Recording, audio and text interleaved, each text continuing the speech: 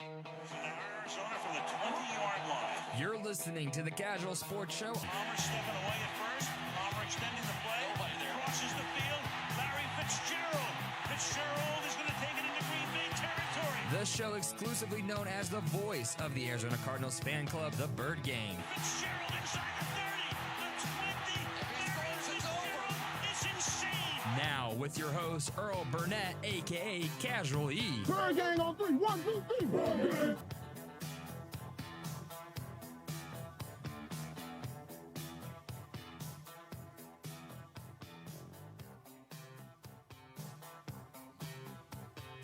As we go. Yeah, you would think about this time, I mean, those nagging acute type of injuries like these guys are coming down with, that both of those teams are dealing with that. So you just got, I mean, I see Davis walk off the court at halftime. And, I mean, going into the court a little early at halftime. And like everybody's dealing with something. So you got to, at this point in time, you're fighting through just about everything. Andy fighting against that bubble, you know, that whole thing has been there for 90-something plus days, you know. It's crazy. So at this point in time, and all those little things, those are no excuses right now, right? I mean, you got to be ready to just go through that stuff. Nah, I mean, you think about it this time. I mean, this way, if you've been there this long, then you might as well win it if you've been there this long. Hell yeah, you might as well. I mean, don't get squeamish now, man. Damn. Yeah, you was there how long?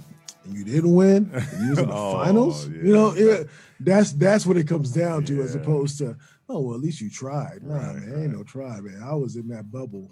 I couldn't go nowhere. I couldn't go get exactly. I couldn't go do nothing. I couldn't holler at people. All type of stuff.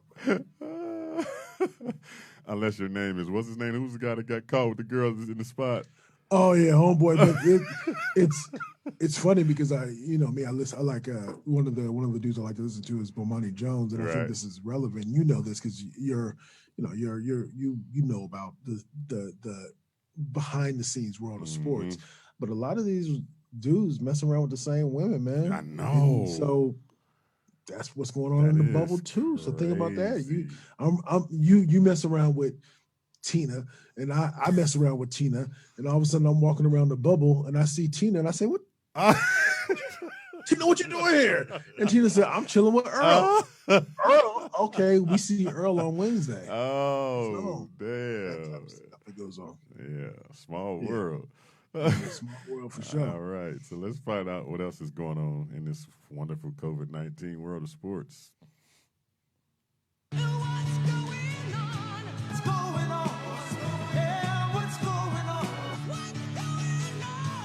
In the Kazual house.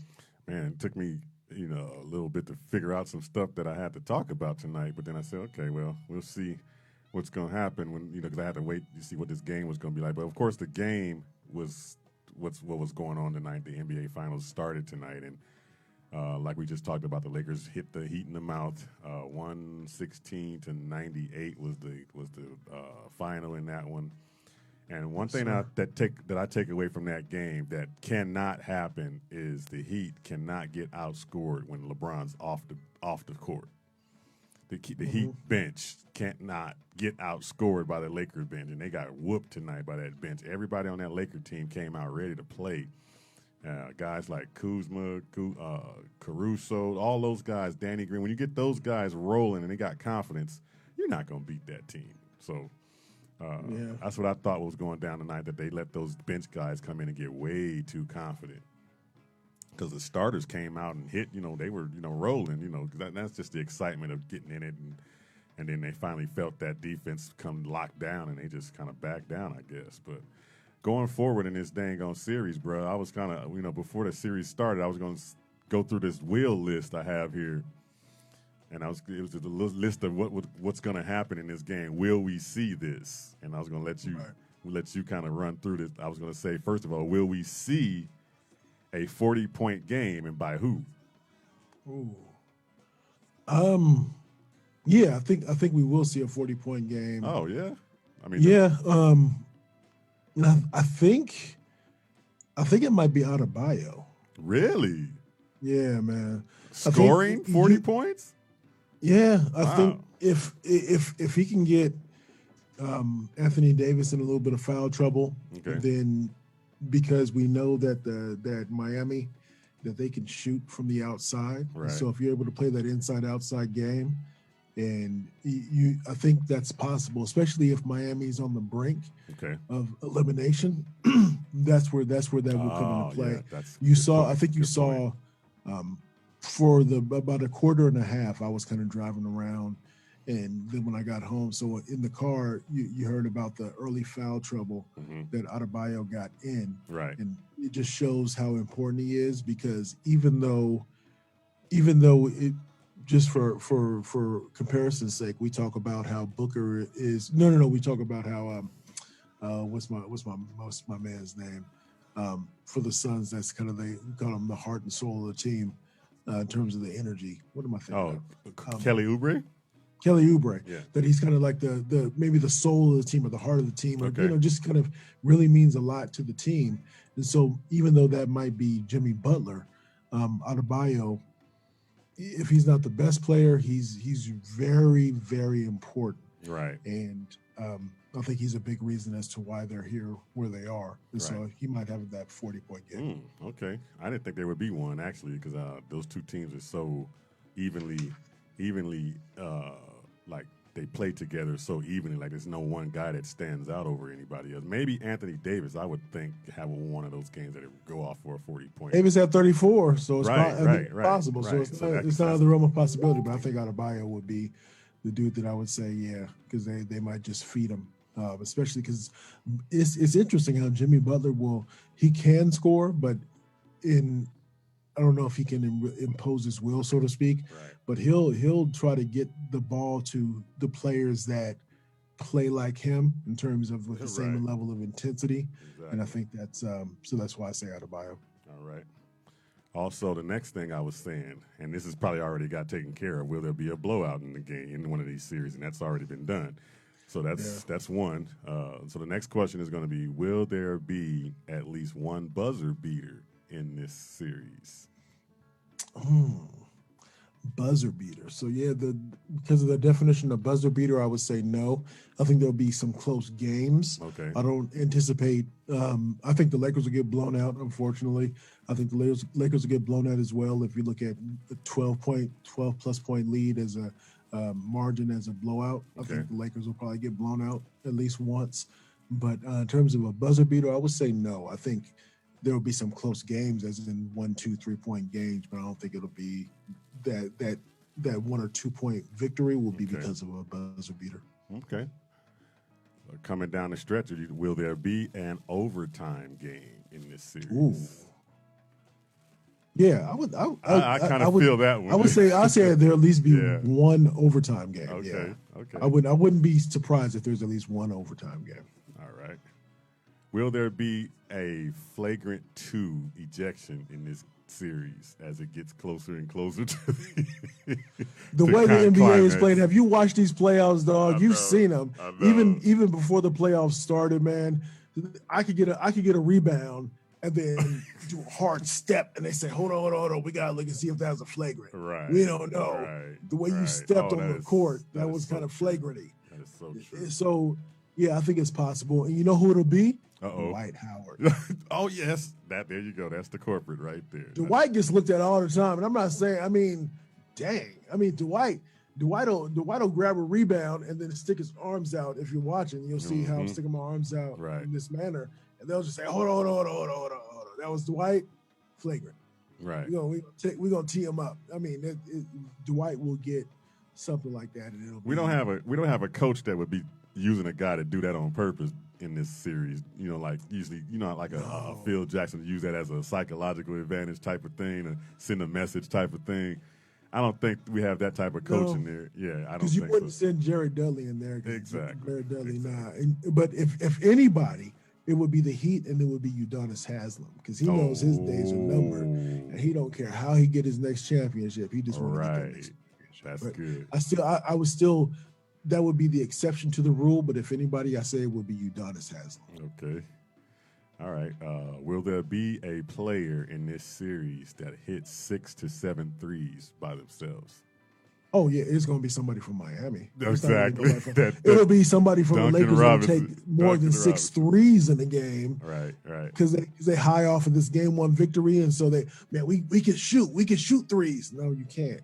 Just chill out. Right. But it'll be Hero, or it'll be what's my man's name? What do they call them? The chain smokers, because they say they look like that singing group, the chain smokers. But it'll be either Hero or Duncan Robinson. Thank you, Yeah. Duncan Robinson. Yeah. One of those two. So they're gonna have a 6 or 7 third 3-point. third in line would be Dragic. But yeah, I would say probably Hero would be the one that I would say. Okay. Lastly, will there be at least 3 coaching technicals in this series? Those 2 guys look more reserved. They look like they don't get too up, too high, or too low, and don't get too worked up. So I think Spoelstra will probably get he might get 2, just because over the course, especially if they're playing the zone and there's all kinds of stuff going on, and the Lakers start to exploit it. But I say that the tops will be probably 2.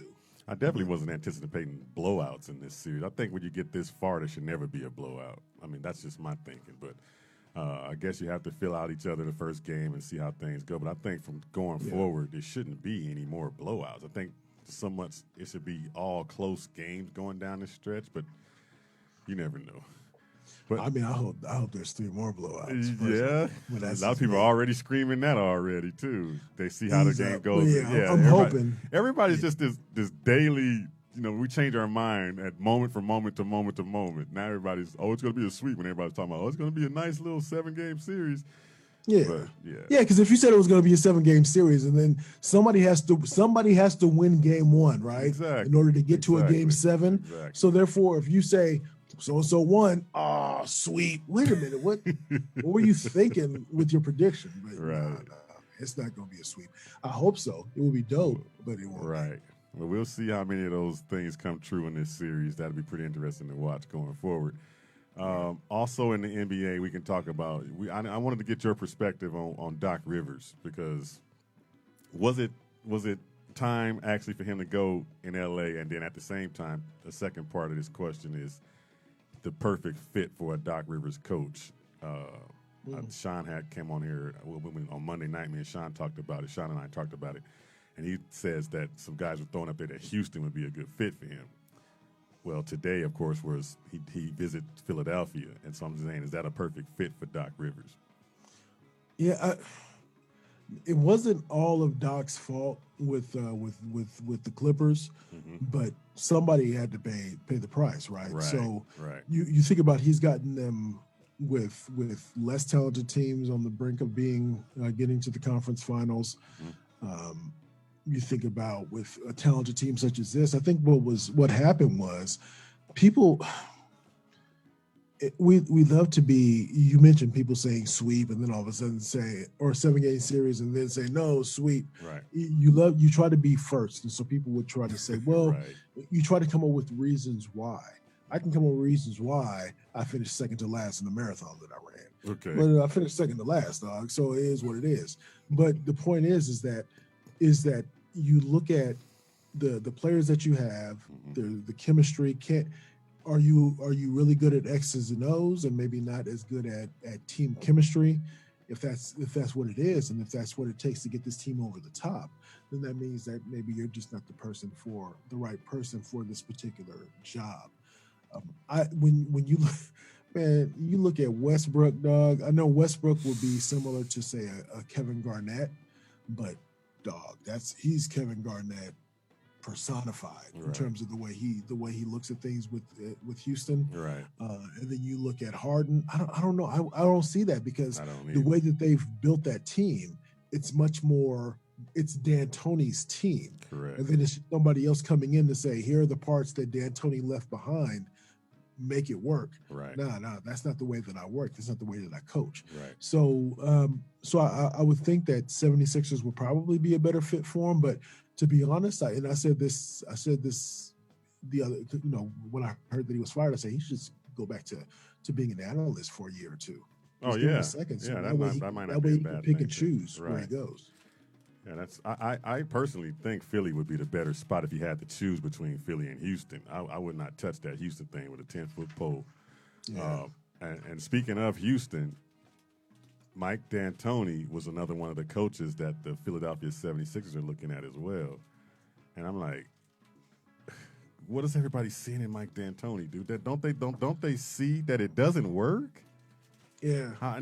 Can you imagine him going to Philly and turning that team into the Rockets and the Suns? And it's like, oh my God. D'Antoni is like the LeBron of coaching in terms of he goodness. leaves scorched earth when he leaves. And here's what I mean. Let's say think about if he goes to 76ers, who eventually Embiid will be out and you'll be left with whatever it is because they'll try to run such an up-tempo and small ball lineup. Right. With Simmons being probably the center and the point guard at the same time. Right. I don't know if that's necessarily the best fit for them, and it's so. when he's there, you're going to win a lot of games. So yeah, you'll win games during the regular season, but there is a point where you're probably not going to advance. He's never been to the NBA Finals, and so it just is what it is. I mean, thankfully, LeBron has been to the finals and won a few, and hopefully he can win one more. But when he leaves, it's scorched earth. It's okay. We're the oldest team in the league, and LeBron decided to go somewhere else. And it's okay. Well, we decided to go small ball, and D'Antoni didn't work out. And somebody else will become enamored with him. Yeah, I don't know why they keep giving this. I mean, it's no knock on him as a coach or as a person, but it's kind of almost like that spread type of thing in football that everybody says we don't want that stuff in this football league. We don't need that type of football in this league. You know, people say that. It's the same thing with basketball. That style, it's wonderful in the regular season. It puts on a show and everybody gets to see this, up and down. But when you get to that playoff time, that style is not going to win a championship. It has not done it yet. And everybody keep telling me, yes, it did. The Warriors did it. No, they didn't. Because I'll say this. Here's what the Warriors did. They ran with defense. Yeah. But so it can work as long as you care about defense, because Mike D'Antoni would say, no, defense will take care of itself. No, it won't if you don't pay pay any attention to it. Right. So yes, it can work. So you look at a lot of what, for example, what the Kansas City Chiefs did. That was the up tempo, the way in which they played, and they were slowed down in the Super Bowl, and then they had to kind of grind it out and then wait for their superstar $500 million quarterback. It's great to say, but $500 million quarterback to be able to bring them home, and so that's a great thing. So that shows you that type of offense or that type of philosophy can work as long as you play defense, because they played really good above average defense through the year. Right. So you have the same thing happen in basketball as well. Man, if coaching is that simple, then sign me up, because if he can walk into his room and tell his players, look guys, this basketball thing is pretty simple. 3 is better than 2. 3 is more than 2. And these guys just I want you to shoot threes. I'm like, if that's the case, sign me up. I can do that. Tell my team, just go out there and shoot every 3 you can take, and don't worry about no contact. Just shoot threes.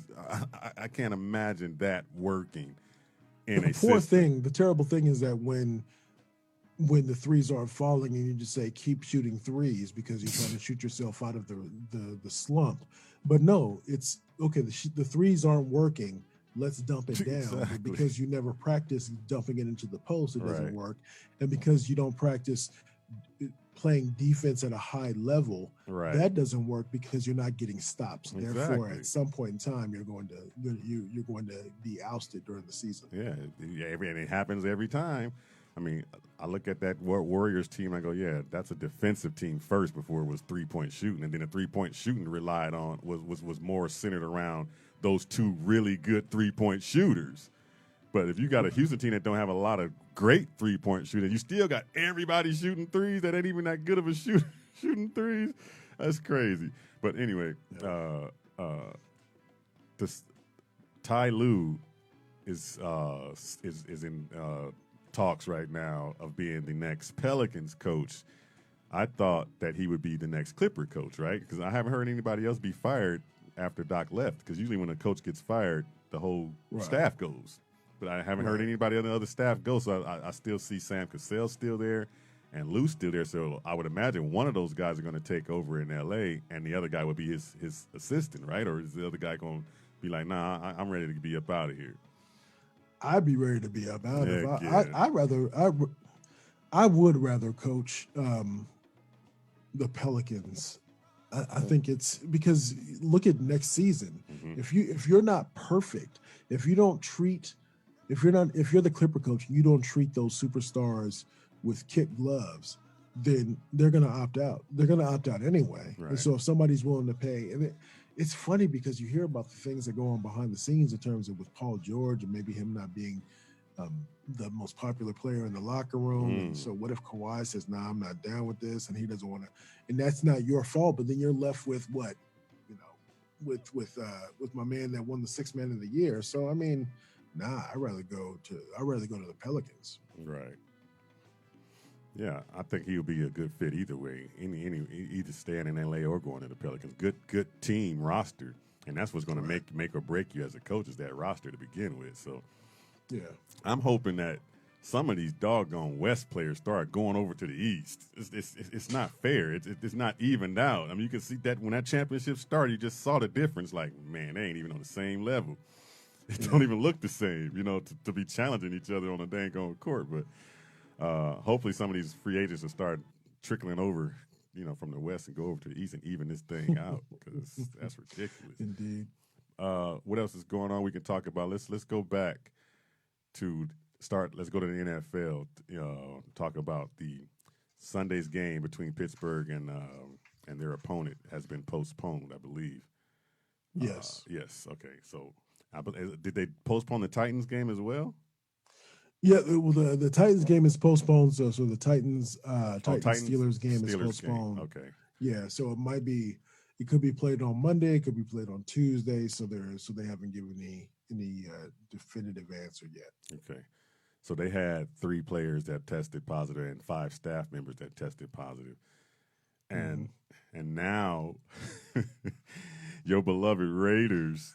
I heard about that. Yes, I read about that. Yeah. Come on, dude. Okay, wait a minute. When I saw this story, I thought it was the same story about Gruden getting fined, for not wearing the mask. And I thought, they didn't do really. Did you just see them get fined on that night for not putting the mask on the field? And you go to an event and you don't even have a mask on the whole team. Somebody tells. I mean, somebody tells, whether it's a media member or somebody who wanted an extra martini and you said no, and they said somebody got pissed off. Somebody let it be known. But then again, you are out there snapping pictures and all that type of stuff, and people can pick up on, hey, why are they not wearing? I would not be surprised, dude, that a breakout in Las Vegas starts, because what people don't seem to understand about COVID-19 is that it doesn't necessarily mean you're going to show symptoms right away. You could be showing symptoms 3 to 7 days later. And so they test every day. So I would imagine, I don't know why, I just got a feeling that by the end of the week, some Raiders are going to be testing positive for this damn thing, because that's reckless, man. That's like, how do you go from knowing that the protocol is the protocol, what you think it only counts on the field? It's protocol for the virus, period. Come on now. Yeah. Wait until you hear the latest Microphone Masters. Uh-oh. I'll have to send it to you because Star Saxon had a wonderful analogy. Okay. About being asymptomatic and false positives. Oh, okay. Yeah. I'll have to send it to you. I'll send it to you. For sure. It's going up. I'll listen when you listen, you'll say, "Oh my God." I will say it right now, but this right here is more of a family show than Microphone. Yes, exactly. Yeah. I'll send it to you though. All right. But the event that they went to that night was, a pretty cool event for the tight end on the Raiders, Darren Waller. Good tight end. By the way, good tight end. A guy that I think could be on the same level as a Kelsey and Kittle. I mean, over the next course of a couple of seasons coming, he's a pretty good tight end. But he had a fundraiser or a foundation to help the risk of youth overcoming addictions, and he himself was coming off an addiction, and so now he's been sober for 3 years, and it's a really good event to do. But I'm trying to figure out, how do you plan that event during a pandemic? Because I've been doing these events, for years, and none of these players have got any of these things going right. As of right now, I'm trying to get Casa to do an event right now. We can't. We're working around COVID because it's hard to do. So I'm wondering why these guys would put an event down like that in the middle of a season. Because they can say, hey, because I can turn to the left and say, hey, yo, Carr, you go to my event? I don't know, dog. Come on, man. Come on, man. Come on, dog. So it's as opposed to you saying, sending a text or calling somebody, and then they say, nah, I don't feel like picking up right now. Nah, I'm in the locker room with you, dog. You better look at me. I'm looking right at you. Yeah.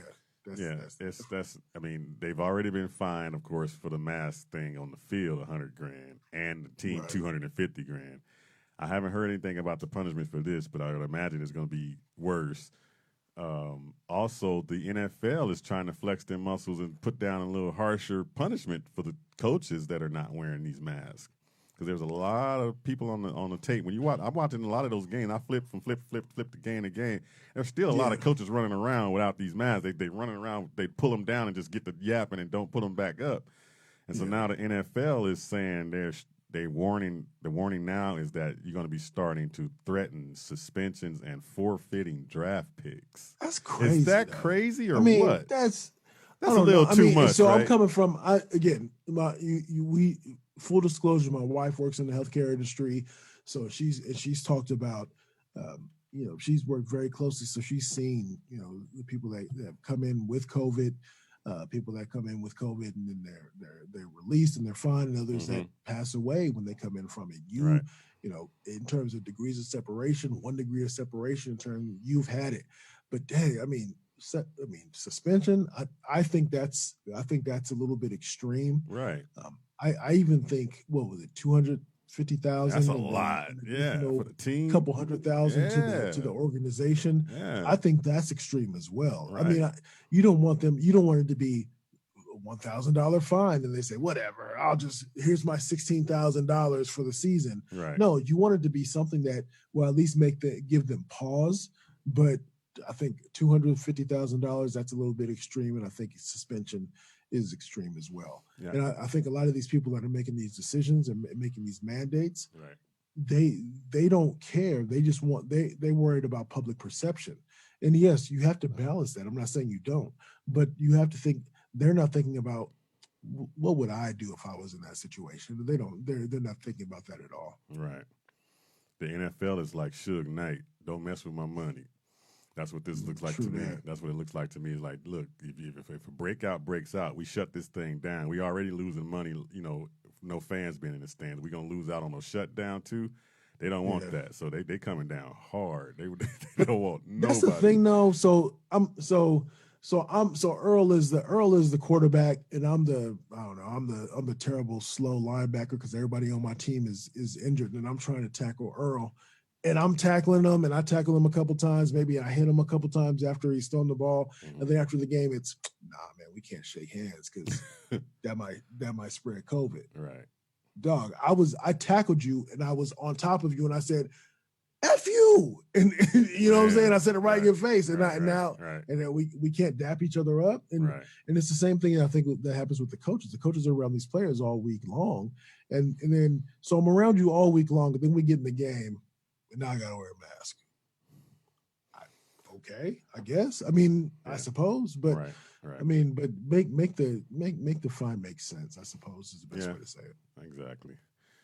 Well, I'm gonna go ahead and take my first break here. When we get back, we are going to get into a little bit more of the NFL and what's going on around the NFL as far as this week's games coming up, and that's of course tomorrow in depth. But today we'll talk a little bit about some of the tight matchups coming up, and then go back into a little bit of that Cardinal game.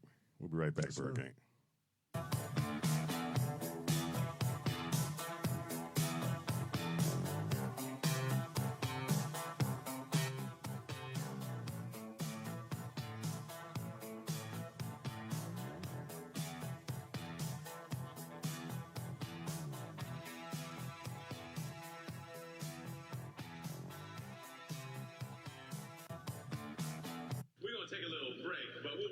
in a while, so don't nobody go nowhere.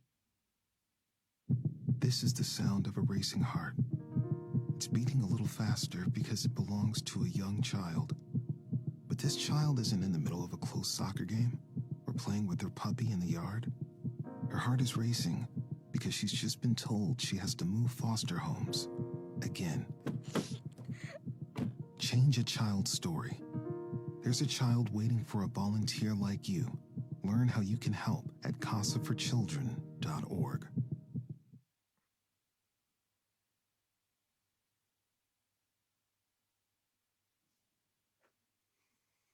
Hi, this is Ed Smith, host of the Easy Sports Talk Show. In addition to hosting the show every Saturday, did you know I'm also an inspirational and motivational speaker? Utilizing life experience in my 15-year professional sports career, I offer programs to a wide variety of audiences. Tips from the locker room to the boardroom and beyond. Whether you're a corporate executive, sports organization, or faith-based organization, Ed Smith Speaks can customize a team-building, motivational, and inspirational program to fill your needs. I love to come inspire and motivate your group to create lifelong shining moments. To learn more about booking me for your event, visit edsmithspeaks.com or contact me directly at info@edsmithspeaks.com.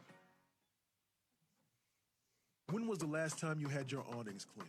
What about the oil stains on your driveway? Majestic Services has you covered. They're your pressure washing and window cleaning experts. With over 11 years of experience, they'll provide you with a free, no-obligation quote for your awnings, driveways, stucco, concrete, asphalt, pool deck, stone, and more. Give Matt a call at 602-881-8228. Commercial or residential, let Majestic Services do your dirty work. 602-881-8228.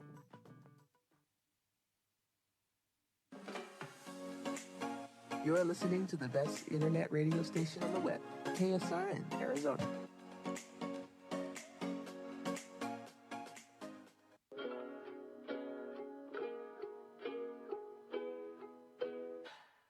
This is Cliff Kingsbury, and you're listening to the second best sounding voice in the Valley, Casual E, on the Kazual Sportz Show here on KSRN, Arizona.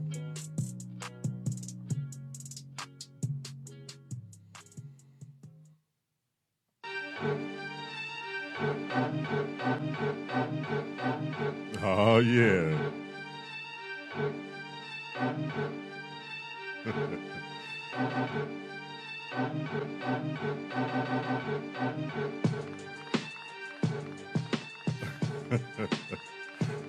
Welcome back to the Casual House, Bird Gang, Sons Nation, Earl Burnett, Javon Adams. And man, this is probably one of the best beats ever made. Yes, sir. Yes, sir. Let me get you going. You are in the Casual House, Kazual Sportz Show. All right.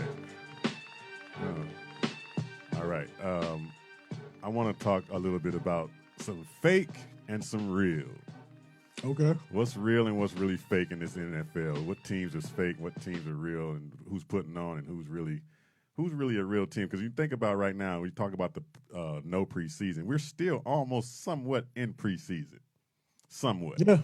I think so. I mean, so when the regular season actually goes by in a regular year, you go preseason, and then you go that third preseason game. You get to see the starters for a longer period of time. Then that first game of the year still almost feels like a preseason game. So the first 2 weeks go by. So we talk about almost by week 6 these days about where we really start to see who's really who.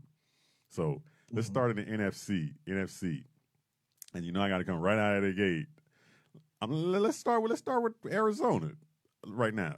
Are we fake right now, or are we real as far as a team that can contend and get that one of those 7 playoff spots? Can you contend? Yes. Will you get it? No. I think that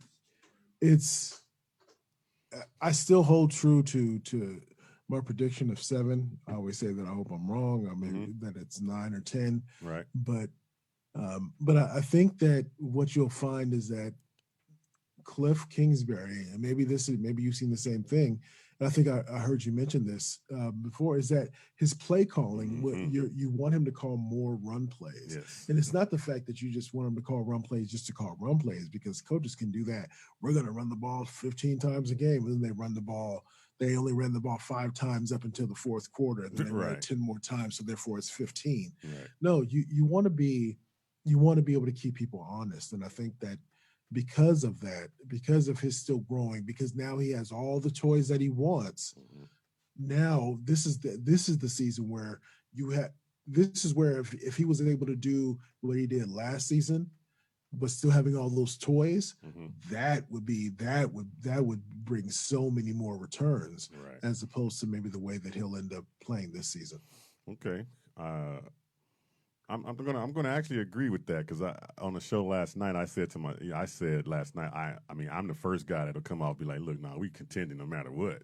But when you look at the whole scope and where we are right now, I'm saying right now, no, we're not. I think we're kind of faking it right now, because like you said, we haven't figured out our identity yet. And you would think by this time we would know what our identity is by now. And Cliff is still and that's a good point with Cliff, he is still trying to put this juggernaut on the field, and NFL's not having that. They're not having that. The NFL game's not having it. Everybody knows that's coming. Everybody has studied Texas Tech film before you came into the league. So they knew you were going to be coming to run that stuff. Everybody knows it. So I thought for sure that he would come back from last year, because we were on the show before, and you had said, is he going to come back and run that same stuff or try it? And you were right. You were dead on, because he's coming back trying to spread that mess out and trying to do it. And he's seeing ways that it can work and ways that it don't work, and he's trying to figure it out himself. And he is part of the issue right now, why they don't have an identity right now. So I think after the 6 games, let's see where we are in 6 games or so to see where we really are. But I mean, let's establish that run, because that's what gave us an identity last year, that we don't have to run that air raid. It could be a pro raid and put a power running game to it, and that's where we need to be at. But I don't know why Cliff ain't seeing that. And real quick, just before we move on to the next team, is that it's the gift and the curse, because what was great about, it was better to be 2-0 than 0-2. Exactly. Better to be 2-1 than all that type of stuff. But it's because you look at the numbers and the rushing numbers, a lot of that stuff was Kyler rushing the ball. If you look at when you look at the rushing numbers. And so you're thinking that, well, obviously it worked my horizontal passing game, as opposed to trying to come out and establish the run, and really being able to look at, and people always use, and my partner Ed is guilty of this quite a bit, is that he'll always use Bill Belichick as the template. And I think that oftentimes, I wonder how much Bill Belichick has to do with the offensive game plan. I think he has some, but I think maybe he gets a little bit too much credit for it, because he's just Bill Belichick and he wins all these championships. But having said that, it's a matter of trying to be a chameleon and understand that sometimes you have to do different things in order to get the same result of winning, but do different things to get there. Right. Okay, so let's go to the next team, real or fake? Dallas Cowboys. Fake as a mother. I think they'll get there because they're in the NFC East. Right. So there's just somebody got to win. Somebody has to win it. Right. But there's something to be said about, again, the fact that they let their head coach go, who wasn't calling the offense to begin with over the last season. They let him go. They bring somebody else in that has an offensive resume, and don't let him bring in his offense to be able to do what he wants to do. So, I'll bring you in because you're a great manager and because you have great development of employees, but what I don't want you to do is coach your employees. Right. Okay, just coach to the metrics. Oh, well, that's not my strong suit. So it's going to be interesting to see. So and then maybe the pressure of with what Dak is going through. You never know. And I mean, people on the outside can say all kinds of things, but if you had the pressure of, let's say you make $40,000 a year, there was an $80,000 a year guaranteed contract, hopefully at the end of the year, how would you perform? Would you shine, or would there be some pressure as a result of that? it's kind of hard to pinpoint what the Cowboys' problem is. I mean, I know what it is, but it's like they got so much talent. They kind of almost remind you a little bit of Atlanta a little bit. All that offensive talent, and can put up the points, but when it's crucial crutch time, the defense can't get stops, and the offense can't make that one play that gets them over the hump. Yeah. But what gets me is they have the offense to get over the hump if they were running the same offense they were running when Ezekiel Elliott came into the league as a rookie. They put the offense on his back. It has been flipped. Everything is on Dak's back now, and everybody wants to see this quarterback flourish and be a pocket passer, be this next big. We got to make sure he goes out there and earns this new contract. Let's see it. But to win in this league, you got to have that power running game, and they have it, and they're not using it. Yeah. Well, I guess the question would be, do you have to have the power running game? Because when you look at the championship when you look at Kansas City, you look at the last 2 or 3 championships. But I will say this, though, going from doing a 180-degree turn and being so heavy on Zeke, and then going so far away from that I think that defeats the purpose. I can see going from being super run heavy to being very balanced. Right. I think that because you want to still accentuate the positives that you have. Yeah, you talking about Kansas City. Last year they had a running game by committee, and they incorporated that running game, and that just made them even more scary.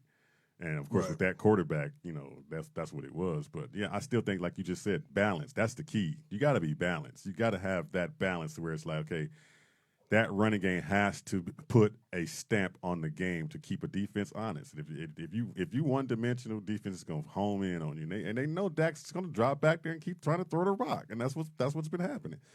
The next team on this list, here's a good one. Chicago Bears are 3-0 right now, and is it real or is it a mirage? Is it fake? I don't believe in them at all. Really? I'm sorry, I don't. Really? They're in the same division as the Ravens, right? The Chicago Bears? No. Yeah, no, they're in the same division. That's a defensive. They're in the NFC. Yeah. Packers. They're in there with the Packers and Lions. Or Foles, I don't believe in. Really? I don't. Foles is the Uber backup. He can come in. He can shine. He can shine bright. But Trubisky, I don't believe in, and I know he's had. I think a lot of his success was he's almost been hidden in some ways because of maybe the defense overshadowing, or sometimes you have that opportunity where the run game, and then you get those timely plays. But he's not somebody who, if I told you that we had one game to win and I said it's going to be Mitchell, it's going to be Trubisky that's going to win that, it's going to be in that spot, you would say, okay, well, I guess we're going home, right? I mean, that's how it's going down. But I don't trust them, man. I don't trust. Nah, man. No. I'm kind of torn between the two because if Trubisky was the quarterback, fake for sure. This team's fake. No way they're going to make it with that guy. Yeah. The way Foles came in, a guy that can minimize mistakes, a guy that can move the ball, and a guy that can take advantage of possessions that are given to them. What I mean, when that defense gets you a short field, you better take advantage of it and score on it. That's the type of guy. Foles is that type of veteran that can do that. And I believe that if the quarterback just is not making mistakes and can put up 20 points per game with that defense, they could be real. Now, the only question is going to come back to, can Nick Foles stay healthy through the rest of this season? That's the whole key. Yeah. And you know how he gets hurt all the time and down the stretch. It's too many games from game 3 to game 17 or 16. That's a lot of games in between that he got to stay healthy, and that's like that's the coin flip right there. But I think they are real now, putting full Foles back there. I think they are. I think they're a contender. I got to ask you this. You mentioned injury. Are you concerned about Christian Kirk and the way he seems to get injured a little? Absolutely. Okay. I was going to talk about that a little bit later. I think that's right on point. Injury prone. Maybe he's too. Maybe I don't know. Like who says this? Wolf says this. It's just in the genes. That's mom and dad. Right. Maybe it's just that because he's hurt every single year, and it's always a small, nagging little injury that you go, wow, how's that holding him out? Or how's that continue to happen? And he's not hitting that stride. He will not hit that stride and step up to that next level if he can't stay on the field. So, yeah, I am definitely concerned about that for sure. Right. Matter of fact, and with him, he's supposed to be coming back off the injury, okay, this week, but there's still, 10-plus games to go? Can he make it through the rest of the season? I don't know. Because I know he played double-digit games last season, but still, there were still games where he did have those nagging injuries and was nicked up, to get them. but was toughing it out. So you appreciate that.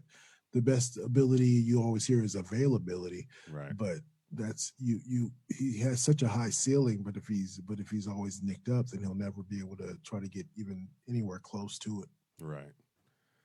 I'm trying to see if there's another team we can look at. I mean, because the rest of them I think are the Saints. The Saints right now are just kind of struggling because they're missing key pieces, but they have one element that's kind of concerning to me, and that's just the old quarterback. I mean, is Drew Brees? So all right, so because you watch film and you watch these games, yes, Drew Brees has lost arm strength, right? Absolutely. Brady has too. Brady has too. Brady will throw it'll be short and he'll get mad at you. He'll get mad at you because you didn't catch that ball when you anticipate his weaker arm strength. Right, Man, right. Now Brady has velocity on the short stuff because he's used to throwing the short stuff. He's got some velocity on the short stuff, but the deep stuff you can see. It's like flutters, it's you can tell the arm strength is going, and that's just part of being, getting old. I mean, that's just how it goes. Breeze, who was that said something? I forgot who was on the field. I was listening to watching NFL when they get mic'd up. Yeah, and somebody said something about one of the old quarterbacks. Yeah, they're gonna need some arthritis or something. They're gonna need some type of medicine for arthritis or something. What, big game? Maybe yeah, something like that. Yeah, because they said Breeze ain't gonna be able to stand on them tippy toes too much longer. Tiptoe, fool. Yeah, it's like that's me trying to look over a wall, tiptoe. Yeah, but man, I gotta put them in the category right now. They still a real, they still real because they're gonna always be a contender because that division is still pretty much up. They run that division pretty much, so they'll win that. I mean, Brady and them are contending too, but I don't think Brady and them are gonna be good enough to beat the Saints in that division, but. Breeze is definitely not the same quarterback. Now he looks like a game manager. He looks like a game manager. He looks like, okay, let's dunk it down and just find the open guy. And he finds the right guy because he's experienced. He knows who to throw the ball to, the right guy. But, man, that don't look like that Saints offense that it used to look like. That's for sure. And real quick, it reminds me about 2 weeks ago I was playing the game of pickup basketball, and I haven't played pickup basketball for a while. Oh man, you making me feel way. Oh, I ain't been on the damn court down the while. Yeah, so we bought a little hoop, so at the crib, so we got one of those mobile hoops. So my neighbor behind me, he is my wife's friend. So he says. So he says, yeah, they want to play us, what I'm saying? So his, my wife's friends, foster kids. Okay. So, yeah, they want to play. So Elijah, my youngest, and and her oldest, who's about a year older than Elijah, said, yeah, let's play. And I said, cool. Yeah, we're going to play. So we're about the same age. And I run, but running is different than stop and start basketball. Mm-hmm. So we were playing and we ended up winning, but at one point during the game, and this reminds me of Drew Brees. Mm-hmm. So he says he has the ball. He was tired as hell. And so he says, cut. And I said, I want to. I couldn't. I mean, I wanted to, dog. I wanted to. My mind said cut right there. Easy as hell. All you got to do is cut. He'll bounce the ball to you. You got it. Layup. And I said, I want to, dog. I want to. Just give me the ball right here. Can't do it. Top of the key. Yeah. I'll make it work. We'll figure it out. And that's how Drew Brees does it. Yeah. I want to throw the ball deep, but I can't. I want to cut, but I can't, man. Yeah, that's exactly what it is, man. And it's going to progress. It's going to progress through the years. So if you're Sean Payton and you see it progressing and getting worse, you don't pull Drew Brees, do you? And for who? You ain't gonna put Winston in there and start throwing picks all over the place. If you was Belichick, you you'd be out of there. Tampa You'd Bay. be out of there. You ain't tripping. But that's the hardest. That's the hardest thing to make. It's the man. She's still fine. I've been hanging around Ed too much. Right. She's still fine. Exactly. But, I know I should break up with her. But man, what if somebody else get her? Yes. That's what you're tripping on. Yeah. That's what you're tripping on. But yeah. Yeah, I get it. I'm gonna jump to the AFC real quick. Two teams in the AFC. One's your Raiders, and the other one is the Titans. Real or fake? I would say the Titans are more real than the Raiders are more fake. Okay. I would like to think that the Raiders are real, but I just don't know how strong-willed Carr is, especially dealing with Gruden. Sometimes that dude, I would imagine that dude being in your ear all the dang time, and you could throw 10 completions in a row, and you throw one incompletion, and he's jumping down your throat, telling you how you suck. Right. And that would have to wear on you. Mm-hmm. But I would say the Titans, especially with their run game, they're more built for success. I believe the Raiders' run game is just as potent as the Titans' run game. I mean, Jacobs is again that Gruden factor, dog. Yeah, the Gruden factor, but I still think sometimes some teams are just better than you, and that the schedule just dictates who you play. I mean, they played the Patriots. You already knew Belichick was going to be Belichick in that game, and so Patriots were just a better team. But are the Raiders AFC contenders? Absolutely, I think they are. When you got a running game like that, and the balance of their attack. Carr is that quarterback that balances out that attack, and I think they can compete and be probably that 7th seed and get in the playoffs. I really do. Titans, of course, yes, and yes. That running game is really real, and everybody got to face it. Go, oh man, this thing we got to go up against this beast, man. Yes, but sir. yeah, but that's that real and fake, and we'll see. Like I said, if when we get to week 6. Crap's going to stick or it's going to fall off the walls. So we'll see. We'll see. I want to jump into a little bit of Cardinals talk real fast. We got about 6 or 7 minutes left. Isaiah Simmons they're talking about putting him at safety. Now, I'm kind of concerned about that still because if he's a rookie still and he hasn't changed, if he struggled with trying to pick up the linebacker, what makes you think he's going to pick up safety? Because now, correct me if I'm wrong, because you're the football man. The safety is the last line of defense. Absolutely. So if he gets sucked in, and he will get sucked in because rookies do that. He'll be coming in, and the ball will be going over. Yep. And then how do you learn except through doing?